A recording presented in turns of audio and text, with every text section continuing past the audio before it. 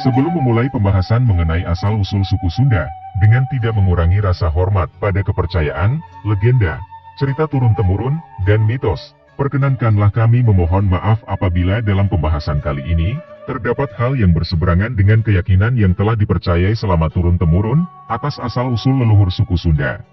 Metode pembahasan kami kali ini, adalah murni berdasarkan lini masa sejarah sebaran penduduk awal Nusantara, beserta ciri-ciri kehidupan mereka, serta rangkuman dari beberapa sumber hasil penelitian ilmiah para ilmuwan, sejarawan, dan budayawan, baik itu lokal maupun internasional.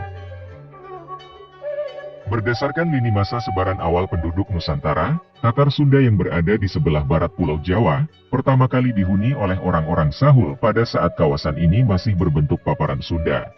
Kemudian secara berturut, Tatar Sunda didatangi lagi oleh orang Melanesia, orang Austroasiatik atau Melayu Purba, orang Dravida, dan orang Austronesia atau orang Melayu kuno. Teori proses sebaran penduduk awal wilayah Sunda ini dikuatkan dengan hasil tes DNA yang telah dilakukan oleh lembaga Eijkman beberapa waktu yang lalu. Satu hal yang cukup mengejutkan dari tes tersebut adalah, ternyata orang Sunda memiliki prosentase DNA Austroasiatik atau Melayu Purba yang cukup besar. Maka secara otomatis, hasil ini mematahkan teori sejarah sebelumnya yang menyatakan bahwa orang Sunda hanyalah keturunan murni Dutro Melayu, atau orang Melayu kuno. Begitulah keilmuan sejarah yang bukan keilmuan pasti, yang selalu dapat berubah dan berkembang setiap saat. Sebagai pengingat, kata Melayu di sini merupakan istilah klasifikasi ilmiah berbasis bahasa yang telah lazim digunakan, dan tidak merujuk pada identitas atau gen dari etnis, suku, maupun bangsa tertentu. Faktor percampuran berdasarkan tes DNA ini sejalan dengan kondisi geografis wilayah Jawa Barat, baik saat zaman paparan Sunda, maupun zaman di mana kondisi Pulau Jawa telah terbentuk seperti saat ini. Jelas terlihat bahwa Pulau Jawa, atau wilayah Jawa Barat, merupakan salah satu jalur lintasan utama, dan menjadi salah satu titik destinasi utama dari sebaran penduduk awal Nusantara.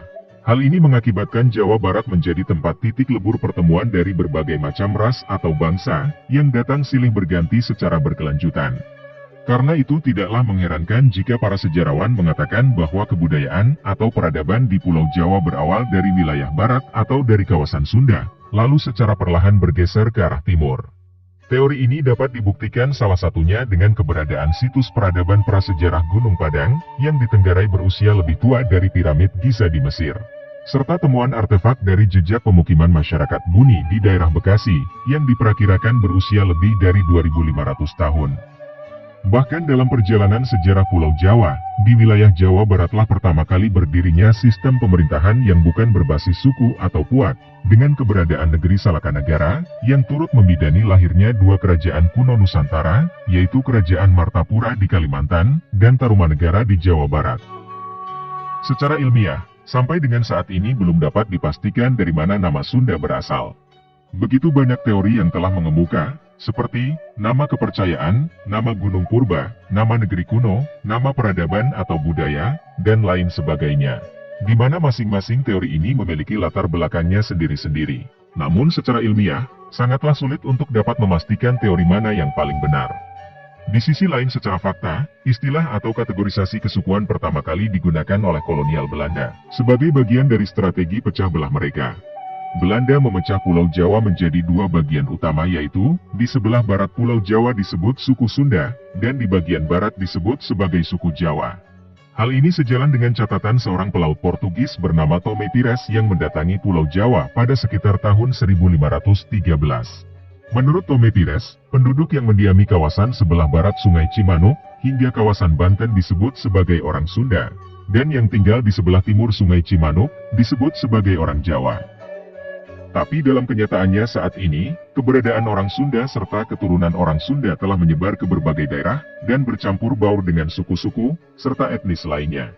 Selain itu secara spesifik, orang Sunda sendiri justru lebih cenderung merujuk pada tempat asal mereka sebagai identitas, seperti, orang Cirebon, orang Bandung, orang Tasik, orang Cianjur, dan lain sebagainya. Mungkin ini disebabkan oleh faktor ciri khas gaya hidup, dialek, dan tradisi yang berbeda-beda, meski semuanya berakar pada kebudayaan yang sama. Oleh karena itu, dalam pembahasan kali ini, kami lebih condong menggunakan kata rumpun suku Sunda, atau orang Sunda, sebagai penyebutan identitas dari salah satu suku terbesar di Indonesia ini. Lalu pertanyaannya adalah, secara ilmiah, dari manakah asal-usul leluhur orang Sunda ini berasal? Jika kita merujuk pada lini masa sejarah dan hasil tes DNA orang Sunda, maka dapat dikatakan leluhur orang Sunda didominasi oleh orang Melayu purba dan orang Melayu kuno, serta sedikit pengaruh dari Australomelanelosid, Dravida, dan ras lainnya. Itulah mengapa secara umum tampilan orang Sunda lebih mengarah pada ciri dari orang Melayu purba dan orang Melayu kuno, yaitu antara lain, berkulit putih atau kuning, berambut hitam lurus, berhidung kecil atau sedang. Di sisi lain, daerah-daerah di mana pernah berdiri kerajaan-kerajaan kuno berbasis India, seperti Salakanegara dan Tarumanegara, serta daerah pesisir pantai, orang Sunda akan cenderung berkulit coklat atau hitam, serta berambut ikal. Dikarenakan probabilitas percampuran antar ras di daerah-daerah pesisir tersebut jauh lebih tinggi dibandingkan dengan daerah pedalaman atau di daerah pegunungan. Secara garis besar, ciri-ciri kehidupan dari para penduduk awal Nusantara yang mendominasi daerah Jawa Barat ini dapat diringkas berdasarkan lini masa sejarah sebaran sebagai berikut. Pada awalnya daerah sepanjang Pulau Jawa, termasuk Jawa Barat dihuni oleh orang Sahul dan disusul oleh orang Melanesia, yang melahirkan keturunan orang Australomelanesoid. Mereka adalah orang-orang berkulit hitam, berambut keriting atau ikal, yang hidup secara berkelompok berdasarkan kekerabatan. Mereka yang tinggal di daerah pesisir, secara sosial cenderung lebih terbuka dan menempati rumah-rumah sederhana. Sementara mereka yang tinggal jauh di pedalaman, adalah kaum nomaden yang secara sosial tertutup.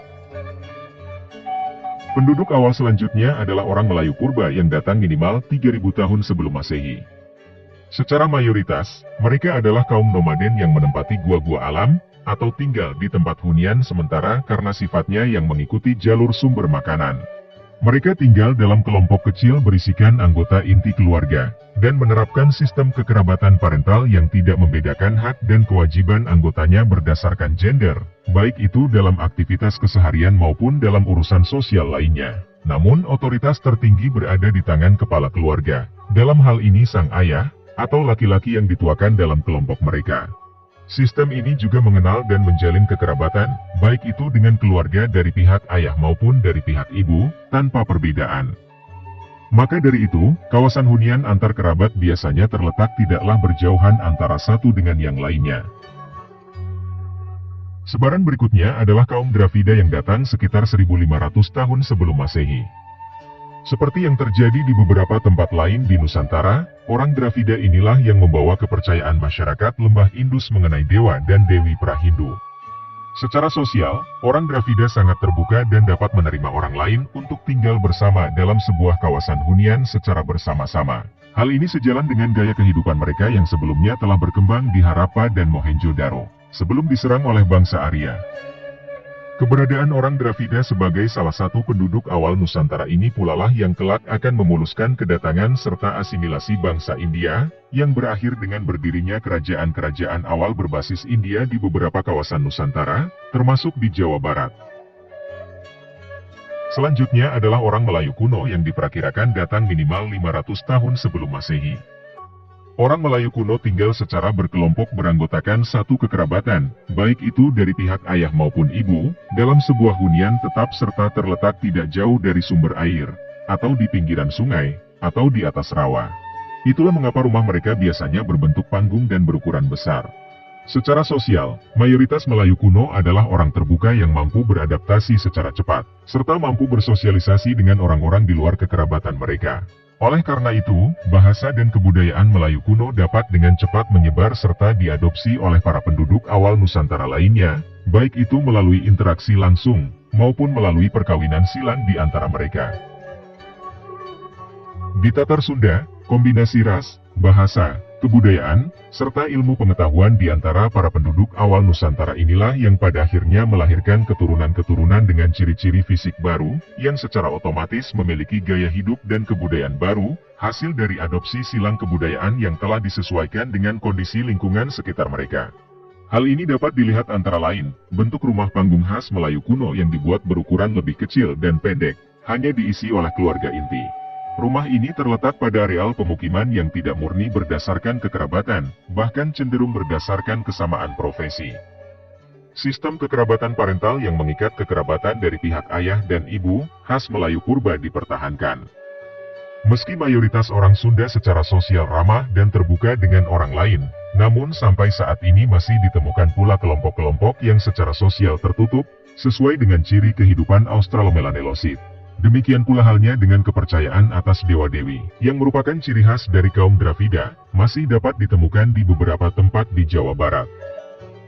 Sementara itu dari sisi keilmuan, khususnya di bidang bahari, terjadi peningkatan yang sangat signifikan, menyebabkan leluhur orang Sunda menjadi para pelaut ulung.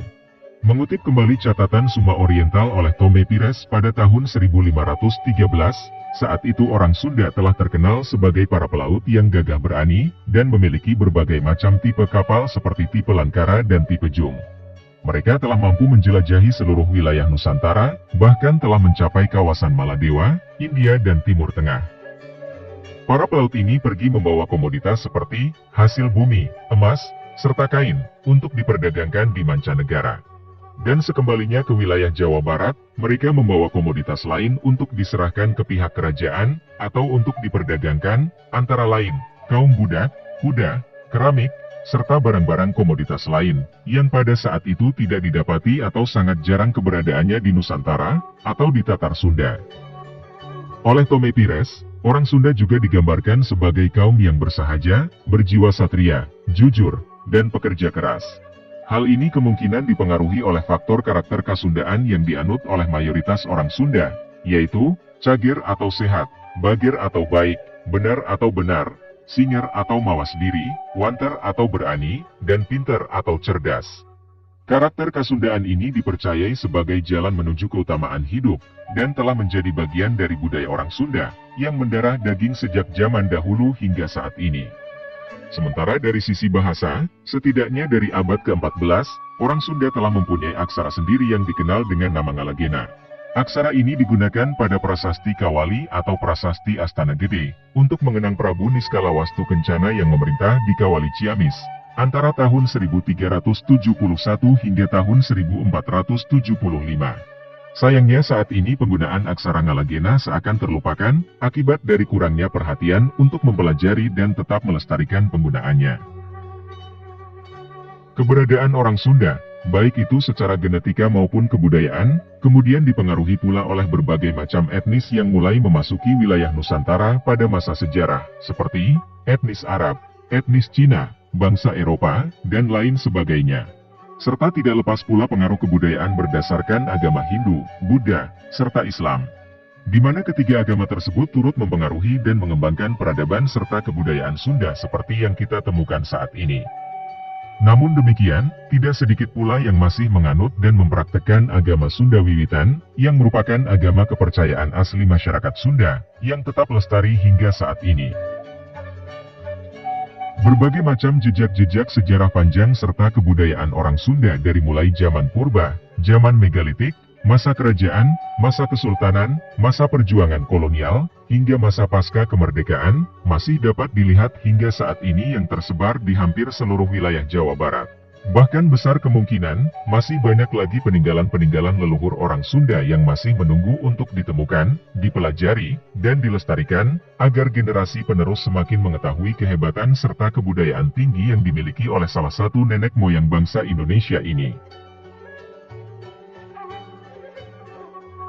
Demikianlah pembahasan singkat mengenai asal-usul rumpun suku Sunda yang dapat kami sampaikan. Sebuah rumpun besar yang syarat historis dan berkebudayaan tinggi, yang menjadikan bangsa Indonesia beragam, namun tetap satu. Karena sejatinya, kita semua bersaudara.